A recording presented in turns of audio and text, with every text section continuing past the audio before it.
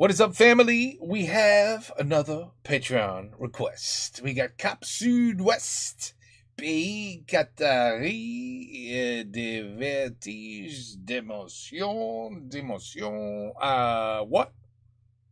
Something about Southwest Cape, country, Qatar, I think Dizzy Emotions? Dizzy? Je sais pas. Anyway, it's about, like history and seeing incredible things and, my kind of video. I like these videos where you get to see things that we're not going to see every day. You know what I mean? What do we see every day? We see cars, we see traffic, and we see our jobs and our pain in the ass boss. That's what we see every day. Boring. This is different. This is why these are good. Now, I hope we got English lyrics, for some of you. Spare. Sip up.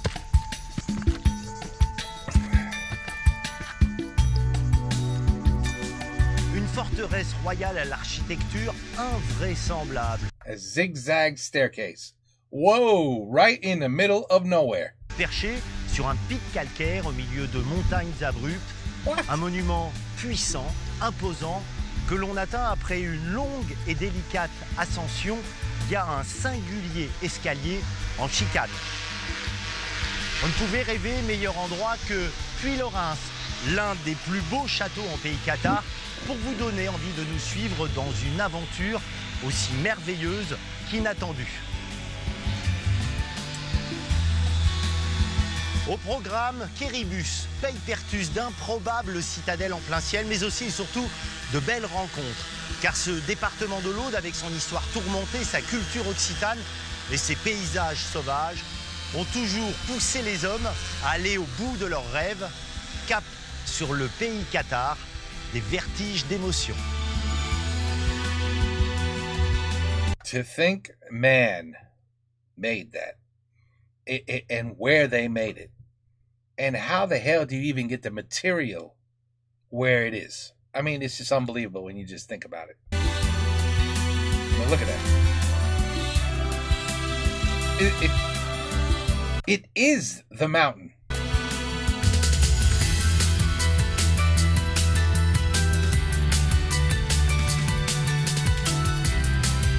And this guy sees the world, huh?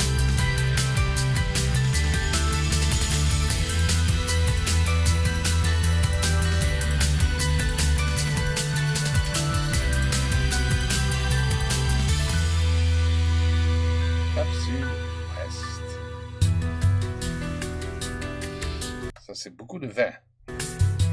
Dans le département de l'Aude, au sud de Carcassonne, s'étend un pays dont la géographie a toujours été une invitation à se dépasser. Le massif des Corbières est une barrière calcaire dont l'extrémité sud domine les plaines du Roussillon. C'est sur cette montagne en forme de rempart naturel que des hommes ont au Moyen-Âge décidé de bâtir une série de châteaux uniques en leur genre.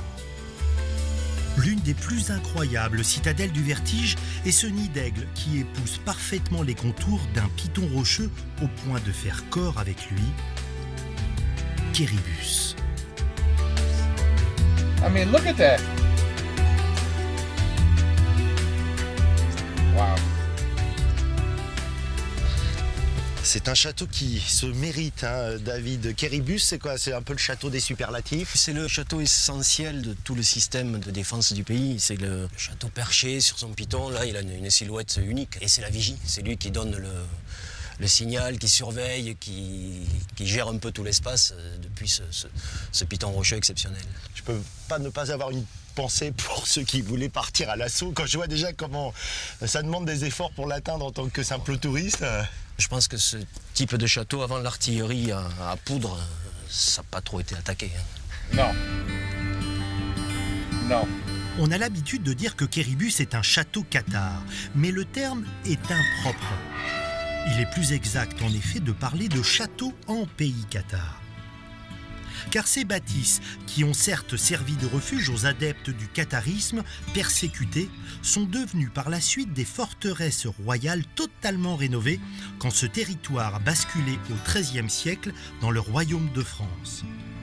Le quéribus que nous voyons aujourd'hui est avant tout l'une des pièces maîtresses d'un dispositif de défense de la frontière entre la France et l'Aragon. C'est l'endroit idéal là, pour comprendre à quel point ce château occupe une place stratégique. Hein.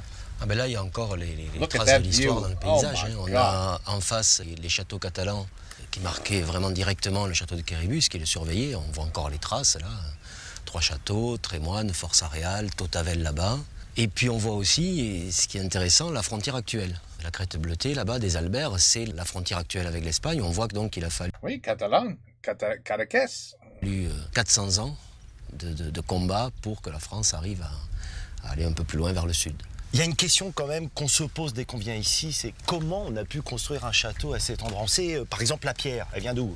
Ouais. Ben, la pierre, elle vient de là. Là, on est dans un front de taille de carrière, on voit des traces de coins, d'arrachement des pierres avec des coins en fer. Donc on avait déjà le matériau sur place.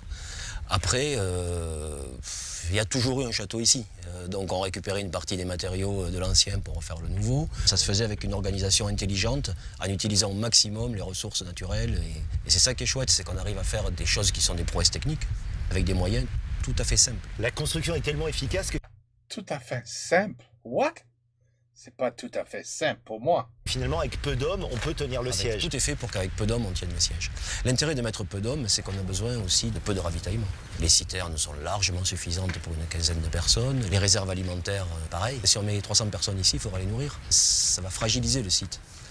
Quand le roi de France fortifie ce château, c'est aussi quand même un signal qu'il envoie au seigneur d'Aragon, à l'Espagne. Signal de guerre. L'idée, c'est de dire on est là, on ne partira pas. On a des moyens financiers costauds, parce que ces châteaux, pour le pays, c'était des choses qu'on n'avait pas l'habitude de voir quand même, des châteaux de cette ampleur. Surtout un tous les 10 ou 15 kilomètres. Donc, soit on négocie, soit on se tape dessus.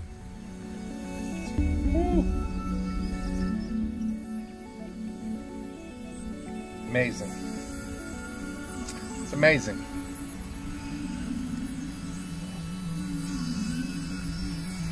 Wasn't no cranes, I'll tell you that much. You know what a crane is, right? There were no cranes back in these days. C'est une découverte un peu improbable. On est dans le donjon et on tombe sur ce pilier qui est juste incroyable quand même. C'est la plus belle pièce du château, bien évidemment. Hein. Donc c'est quelque chose qui est typique de l'architecture gothique. Là, il n'y a pas d'ambiguïté sur la période. Donc c'est une visée esthétique, je montre qui je suis, ou c'est plus que cela? Pour moi, c'est une visée pratique.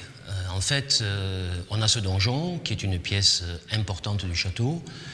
Il est bon pour des raisons de stabilité, de sécurité, d'incendie, etc., qu'il soit voûté de pierre, c'est mieux. Donc la solution pragmatique, c'est de dire je vais chercher le rocher là où il est solide.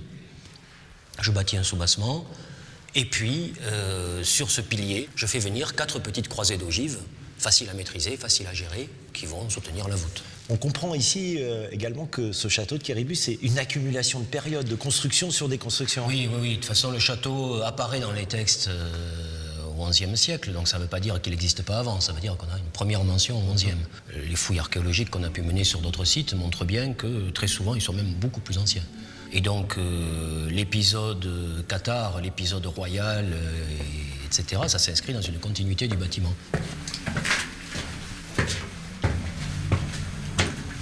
Unbelievable. Moi, je suis né en ville, en centre-ville, bon, etc. Puis, quand j'ai eu 15 ans, j'ai commencé à me balader, à découvrir tout ça. J'ai adoré la nature, et puis j'ai vu ces châteaux qui sont beaux, qui font rêver. Voilà, à 15 ans, on imagine tout ce qu'on veut là-dedans. Et j'ai adoré, j'ai eu envie que ma vie se passe autour de ces lieux. Wow. Tu aimes ce territoire, mais pourquoi? Tu le dis, ça peut être rude. Qu'est-ce que tu y trouves? La liberté. C'est un pays où les gens existent, où il y a des caractères, trempés, pas forcément faciles, mais c'est un pays libre. Moi, je le ressens comme ça. Quéribus, dernier bastion de résistance cathare à tomber aux mains des croisés, démontre majestueusement à quel point l'histoire a laissé ici son empreinte dans les paysages et plus encore dans les esprits. C'est au XIIe siècle que se développe dans le sud de la France une religion chrétienne différente du catholicisme, le catharisme. Prônant et surtout pratiquant la pauvreté, les prédicateurs cathares qui utilisent la langue de tous les jours, l'occitan et non le latin, vont être très bien acceptés par les seigneurs et le peuple. Ils font de l'ombre à l'Église catholique romaine. Le pape décide alors de réagir et lance la première croisade en terre chrétienne. C'est le début des massacres et des persécutions. Le roi de France en profite pour atteindre son objectif politique. En 1249, le comté de Toulouse est rattaché à son royaume. C'en est fini de cette Occitanie qui ne voit pas les choses comme les autres. En quoi cette société occitane était si différente des autres à cette époque? Je pense qu'on peut mesurer les avancées d'une civilisation, par exemple, au statut qu'elle confère aux femmes. Oui. Et la civilisation occitane a ça d'absolument magnifique, qui est que le statut de la femme est quand même très très en avance. Par exemple? Elles héritent comme leurs frères. Par exemple, on a des lettres de change du 10, 11e siècle déjà. C'est-à-dire qu'il sert à payer, c'est des chèques. Sert à payer, c'est des chèques. Alors que nous, ici, en France, il va nous falloir attendre, je crois, 1976 pour que les femmes aient le droit d'ouvrir un compte en banque toutes seules. C'est aussi une société qui est marquée par une langue, et pas n'importe quelle langue, oui, qui porte une littérature quand même et un art de l'écriture, oui, de la poésie qui est fabuleuse. C'est ici que va naître la structure même moderne de la chanson, couplet, refrain, etc. Ces fameux troubadours, et qui vont user d'instruments de musique et être en position même à se mettre à genoux devant une femme pour lui faire la cour. Et ça va naître dans cette Occitanie. C'est aussi une démonstration d'une civilisation qui est quand même raffinée, qui est en avance, etc. C'est-à-dire que quand le roi de France prend possession du comté de Toulouse, bien sûr, il augmente son territoire, mais il y a aussi une histoire de civilisation, d'approche des rapports humains. Bien sûr, puis il y a plein de choses. Il y a cette notion de parage. Il faut le voir comme globalement étant la grandeur d'âme. Il y a la notion de magnanimité là-dedans. Il y a la grandeur d'esprit, il y a la bonté, il y a le courage, il y a tout ça dans le mot parage. Et on a même dans les classes nobiliaires la capacité en Occitanie d'intégrer dans les nobles des simples roturiers, mais dont le parage est évident. Et ça va fortement déplaire aux barons du Nord, vous vous en doutez bien, ça va pas, ça fait peur. C'est plus par héritage et par lignée. Et bien sûr, c'est quasiment de la Révolution au XIIIe siècle, ça colle pas, il y a un truc qui va pas. Donc tout ce que nous enseigne cette civilisation occitane, je pense que c'est d'un modernisme extraordinaire parce que nous avons certainement besoin, en toute humilité, notre civilisation actuelle, de peut-être se repencher un petit peu dans ces sources-là et en revoir un petit peu, si je puis dire. Contrairement aux apparences, Roland n'est pas historien. Il est boulanger. Enfin, un boulanger atypique. Avec sa femme, ils ont tout lâché, des postes de cadre sup dans des grandes sociétés, pour se mettre en chemin, partir en quête à la recherche du pain originel. Tout commence dans ce petit champ, discret, qui abrite le trésor de Roland. Oui. Alors ici, on a 72 micro-parcelles avec 72 variétés anciennes de blé qu'on est allé chercher un petit peu de partout. Par exemple, celui-ci est un blé ancien qui provient d'Allemagne de l'Est. Celui-là, il vient entre Téhéran et l'Afghanistan, une région qui s'appelle le Khorasan. Un poulard d'Australie, très intéressant, un blé poulard. Il est encore vert, un petit peu rouge. Celui-là, il vient de Perse, c'est un blé persan. Et là, on a un blé de pays, puisqu'elle s'appelle la pétanielle noire de Nice. Je n'ai pas encore eu l'occasion de le moudre et de le panifier en tant que tel, mais il me tarde, parce qu'on avait une diversité colossalissime. Il y avait des blés de pays dans tous les coins de France. Le rouge d'Alsace, le rouge de Bordeaux, la bladette de Puylaurens, la touzelle blanche de Nîmes. Cette restriction d'offres, elle est liée quoi, à cette espèce de modernisation où à un moment il y a des gens qui ont pris le pouvoir, qui ont pris le pouvoir à des fins uniquement de rentabilité, quoi. Ne parlons pas de chômage, de RSA et tout ce qu'on peut... Parlons de ce dont souffre aujourd'hui notre pays, c'est qu'on a beaucoup de main-d'œuvre désœuvrée. C'est beau le mot main-d'œuvre, il y a œuvre dedans.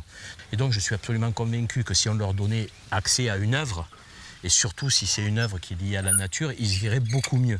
Ce que j'ai découvert aujourd'hui, c'est le plaisir qu'il y a à toucher, voilà. La vie. Oui, ben voilà, ouais, exactement. Biodiversité, c'est la vie. Moi, c'est ce que je suis venu chercher ici. You see all the scarecrows, right? The white cloth. It's supposed to be like a scarecrow. But it's such a small. It's interesting how small that area is for the wheat. Yeah, I was ready for like an acre of it. You know what I mean? But I guess it's a very small village, and I mean, this is old school, people. This is old school. This is how it was done back in the day. La douce chanson de Roland, le boulanger qui rêve de reconnecter les hommes avec la terre.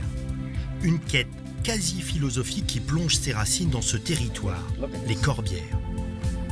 Look at all of this. Le décor, tourmenté, parfois austère, dégage une telle puissance. Dans ce massif montagneux où la roche dicte sa loi, l'eau a toujours joué les premiers rôles, aussi bien dans la création des paysages que dans la vie des hommes. Eh oui. Eh oui. Look at that crater. Pour le comprendre, nous partons pour une expédition aquatique en compagnie de Denis dans un canyon un peu secret, connu des initiés, la Cluse du Terminet. Wow.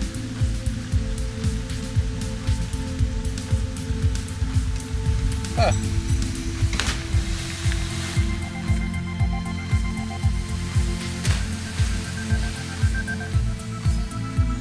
That deep, huh? Combien de profondeur là, les gorges? Alors, on n'est pas très profond, hein. Peut-être on va se retrouver là une cinquantaine de mètres, pas plus. Là, ça va être l'occasion de pratiquer des petites gorges. C'est avant tout du canyon plaisir et découverte. Le canyon, c'est pas obligatoirement l'aspect sportif qui est la finalité. Ça peut l'être pour certains, mais très sincèrement, c'est avant tout un moyen de déplacement pour aller à la découverte du patrimoine naturel et environnemental qui nous entoure. C'est avant tout ça. La notion de performance importe peu. Ça change tout, hein, parce que là, quand on lève les yeux, on voit les gorges comme on ne les voit jamais par en dessous. Autant on va se retrouver au-dessus de la route et on va trouver que cet endroit est quand même sauvage et magique, mais vu d'en bas, ça prend toute sa dimension, avec surtout l'occasion de voir vraiment le travail qu'a fait l'eau pour tracer son chemin, et puis surtout on voit tous les bouleversements géologiques qui se sont effectués à la création des Pyrénées, quand même. On a complètement changé presque d'environnement, de décor là. Ouais. Là, on rentre dans la partie, j'allais dire, un peu plus intime du canyon. Mother Nature. She's unbelievable, isn't she? Où on va avoir vraiment tout le travail géologique de la poussée des Pyrénées, puisqu'on va se retrouver dans une ambiance vraiment spéléo, là, avec une formation de cavité. Wow! On va rentrer là, de suite, sur la partie purement géologique, avec une roche qui va étrangement ressembler à du marbre rose, même si ça n'est pas. Mais le canyon prend ici toute sa diversité géologique.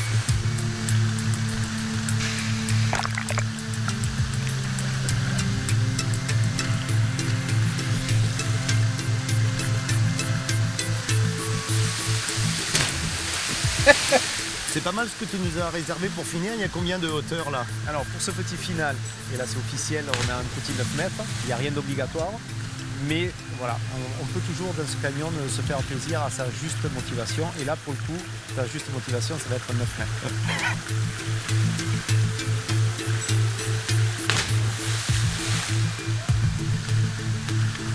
Là, on profite de ce canyon en loisir, mais avant, pour les gens qui habitaient ici, les canyons, ça représentait quoi? Ça faisait peur? Je pense qu'il y avait ces deux visions. Les gorges par le passé, il y avait toujours une relation au diable, donc c'est des endroits quand même qui étaient un peu maudits, qu'on évitait, donc assez peu fréquentés, mais en même temps, on en avait besoin pour aller chercher de l'eau, quoi. Donc il y avait, je pense, cette liaison à la fois source de vie et puis source d'inconnu, de mystère un peu maléfique, quoi. Durant des siècles, ces canyons ont été des sanctuaires qui reliaient les humains au sacré. Mais est-ce le diable ou est-ce Dieu qui vit ici? Nous voici dans les gorges de Galamus, autre canyon, autre ambiance, autre émotion. It's unbelievable. Car dans ce bout du monde, Really les is. hommes sont venus pour éprouver leur foi de façon singulière. Au débouché d'un petit tunnel creusé dans la roche, on découvre avec stupéfaction A village out of nowhere. l'ermitage Saint-Antoine. Could you imagine? On ne sait pas avec certitude quand les tout premiers ermites se sont installés à Galamus, mais la présence de religieux est attestée par des documents datant de 1395. Au XVe siècle, les franciscains bâtissent des bâtiments plus imposants. Cette grotte, avec son autel taillé dans le roc, est aménagée en lieu de culte. Les ermites vont se succéder ici jusqu'en 1930. L'ermitage, dominant symboliquement les abîmes, est aujourd'hui comme hier un lieu de pèlerinage traditionnel pour les Occitans.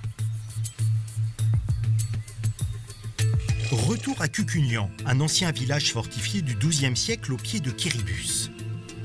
Au sommet du village, le moulin médiéval tourne à nouveau. C'est Roland, notre artiste du pain qui l'a restauré, lui a redonné des ailes. Comme tous les matins, patiemment, l'alchimiste du goût accomplit son grand œuvre, entretient la flamme du boulanger. Roland, c'est pas un produit comme un autre, le pain dans l'histoire des hommes, quand même. Absolument pas. C'est unique. Et c'est unique, je pense, sur tous les continents, dans tous les pays. Alors nous, on a un pain particulier qui va pas être le même que... Ça, avec un peu de brie. Que le pain Baladi, du Moyen-Orient, etc. Et tous les pains se valent. Il n'y a pas le meilleur pain du monde. C'est une injure totale. Le meilleur pain du monde, c'est un oxymore. Ça n'a pas de sens. Tous les pains sont bons. Tous. On a l'impression que ton pain, il a une valeur ajoutée. Est-ce que ces valeurs, elles sont proches de cette Occitanie dont tu nous parlais, que tu aimes tant? Complètement. D'autant qu'en plus, on a des techniques, on a des outils, on a un instrumentum qui nous vient de cette Occitanie. Quand on regarde le moulin, là-haut, il n'est pas là pour faire des corps. Il est carrément totémique. C'est un totem, il nous dit des choses. Il est là. Et il a une position totémique, hein, quand on plongeait comme ça, waouh. Voilà. Et il nous a appris tant de choses et il nous y rappelle constamment. C'est-à-dire que c'est un totem. Voilà. C'est un totem premier. Je vois une phrase marquée sur la poutre, là au-dessus de toi. Elle vient d'où, cette phrase? C'est le Notre Père Cathare, hein, qui dit « Ô Dieu des grands esprits, donne-nous à connaître ce que tu connais et à aimer ce que tu aimes. » Donc on parle de connaissance et d'amour. C'est pas un truc qui est une lubie qui m'est venue d'écrire ça. Ce texte-là, il a pratiquement 8 siècles, quoi. Cet esprit-là, l'esprit occitan qu'on va essayer de remettre dans le pain aussi, il dit ça exactement, quoi. C'est plus qu'une prière, c'est presque quelque chose qu'il faut qu'on écoute, quoi, et que l'on applique. Ça vaut blasphème et ça vaut bûcher à l'époque. Mais aujourd'hui, je pense que c'est d'une modernité absolument époustouflante, si on y réfléchit bien. It's like they're still living in the past. And you can see how beautiful the past was compared to what it's like today. Plus je parcours ce pays, plus je me dis qu'il y a ici quelque chose de particulier. Comme si les paysages et les architectures créées par l'homme nous invitaient à écouter, regarder, ressentir d'une façon plus intense. I couldn't agree more. Notre prochain rendez-vous a pour cadre un lieu qui défie l'entendement, le château de Pays-Perthus. Notre château. 300 mètres de long, 60 de large. C'est l'ensemble médiéval de Languedoc-Roussillon le plus grand en superficie après la cité de Carcassonne, sauf qu'il a été construit à près de 800 mètres d'altitude. Sur une muraille de roc aussi haute que mince, la citadelle aérienne semble épouser le relief. Notre invité nous a donné rendez-vous à un moment particulier, quand le soleil décline. Car il faut que les ombres s'allongent pour que Philippe Contal, photographe nocturne, commence sa quête du sensible. Qu'est-ce qui change, Philippe, lorsqu'on arrive ici, entre chien et loup, à cette lumière tombante? Le monde change. Déjà, il nous appartient parce qu'on est les seuls. On a les pierres qui nous rappellent des souvenirs, on a la lumière qui nous rappelle au contraire à l'avenir. Tout change. On a une autre sensation, une autre impression. Le château, quelque part, la nuit reprend vie. Quand on le replace dans son contexte des Corbières, quand on le replace dans son contexte historique, c'est qu'un petit élément. Et pourtant, quand on est à l'intérieur, c'est fantastique. Et la magie, véritablement, à mon avis, habite ce lieu. Look at that Je vais view. pas dire qu'il y a un plaisir enfantin, mais voir un coucher de soleil, je sais pas toi, moi c'est... Alors, je ne peux pas m'en lasser. Regarde ça, C'est fantastique, Ah tout ouais. simplement. Tout Alors, simplement. Et en plus, on domine le monde là. On est dans un sas. On change de monde là. Le son s'atténue, mais on commence à entendre les bruits qu'on n'entend pas le jour. On va avoir une toute autre sensation la nuit dans ce château, dans la nature. Et là, ce moment où le soleil disparaît, c'est Look at that sky. la frontière, effectivement, c'est le passage. C'est pas encore la porte des étoiles, elle vient après, mais c'est effectivement un passage. Oh yeah, there's no pollution here, folks. There is zero pollution in this air. So at night, you're gonna see. You'd probably be like, "Oh, that's that planet. That planet. Oh yeah, I know that planet. Oh, that planet. Because you can see them all. Because there's no smog. There's no pollution. This is nature. This is natural. This is beautiful. It's like another world." Tu as fait ici une photo qui est juste incroyable, là. Une chapelle, la chapelle Saint-Jean, qui est à moitié détruite. Ooh. On la voit parfaitement et derrière on aperçoit Oh la my Voie lactée. God. Comment c'est possible? C'est possible avec un temps de pause assez long, avec une ouverture assez importante, Tu vois? avec beaucoup de patience et puis le fait d'être effectivement là quand même au bon moment. Si on a une lumière trop importante à côté d'une pénombre, effectivement, on va perdre beaucoup. C'est ce qui fait que typiquement, quand la Lune est présente, la Voie lactée disparaît par exemple. À t'entendre, j'ai l'impression que ce travail, il te connecte à quelque chose, à cette nature là qui est autour de nous. Ah oui, tout à fait. C'est un croisement en fait entre la lumière, le lieu, un instant. Mais regarde ça. It's like this is like a picture from Mars. C'est un instant où finalement je m'échappe d'un quotidien, où je m'échappe d'une réalité pour en retrouver une autre. Regarde ça. Tu n'es pas né ici, tu viens de Belfort, tu dirigeais une usine automobile et un jour tu décides de changer. He ran a car factory.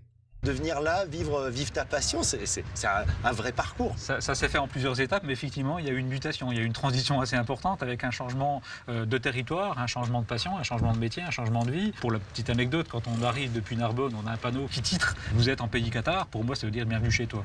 Tu avais envie de t'éloigner de quoi pour aller vers quoi? De m'éloigner, non, de me rapprocher de quelque chose.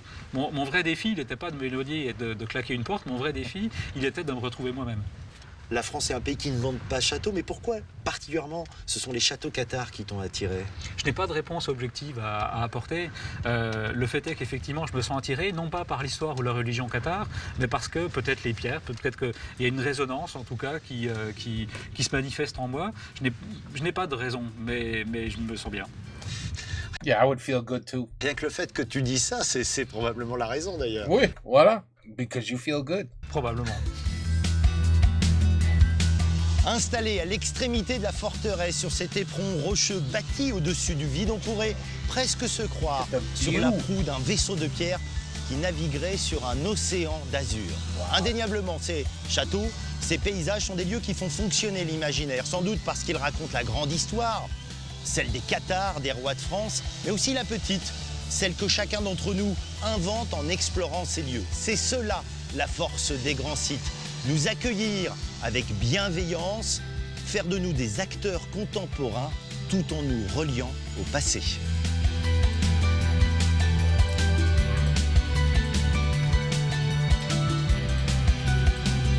It's another planet.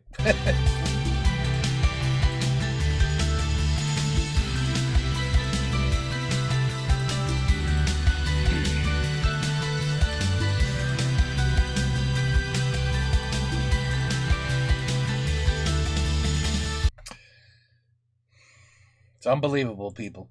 It really is. It's unbelievable. Just like what's out there, you know, that we don't know about. I mean, just look at that. I mean, it makes you know what makes you laugh a little bit? It makes me laugh a little bit. Is when we're going to work for 8 hours, 40 hours a week. I don't know if France is also 40 hours a week. Over here, 40 hours a week is a normal week of work.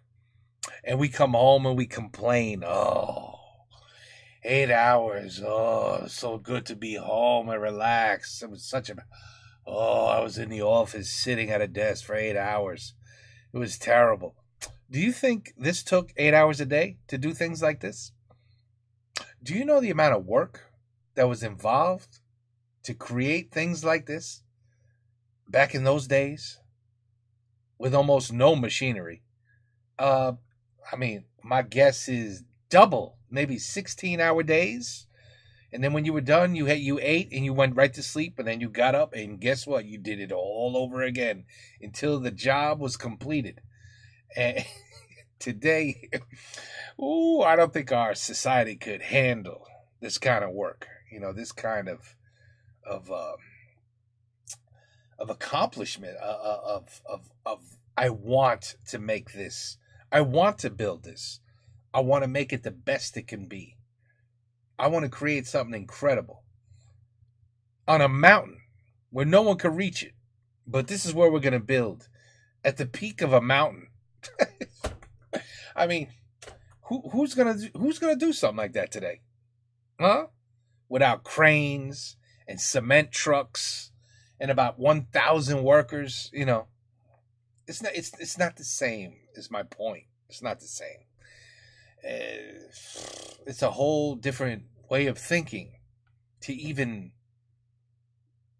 I mean, what the guy just said, you gotta be really somebody special to say, you know what? I don't care about... what did he say? He ran a car company or something. So it must have been, must have been making some good money. And there's some people out there that say, you know what? Money is not happiness. This is what's happiness to him. I don't know what he could, how he survives. I don't know, but he seems to be happy, and he gets to see things like this, and it works for him, man. It works for him. It's incredible. Anyway, très joli, incroyable. The castles back in the day still blowing my mind. This is not the first castle video we've done, but no, it's interesting stuff. It's interesting stuff, and like I said, just to breathe this kind of air will make you realize this is incredible. I'm like, what am I smelling? Oh, that's called pureness. That's called cleansiness. It's real. This is real. That's all I gotta say. What we're used to is a lot of cement and a lot of skyscrapers and buildings, and it's sad. But anyway, this is not sad. This is really cool. Really, really impressive what we were able to do back in the day. Anyway, voilà, Cap Sud Ouest. West. Le Pays Qatar. Catalonia. Yes, Cadaqués is right next door, if not in Cadaqués. Probably right above that mountain is Cadaqués, which is another... I've been. Another incredible place on the planet. If you have to visit it, if you can, go to Cadaqués at least once in your life. Okay, anyway, take care, peace out, à la prochaine et bonsoir.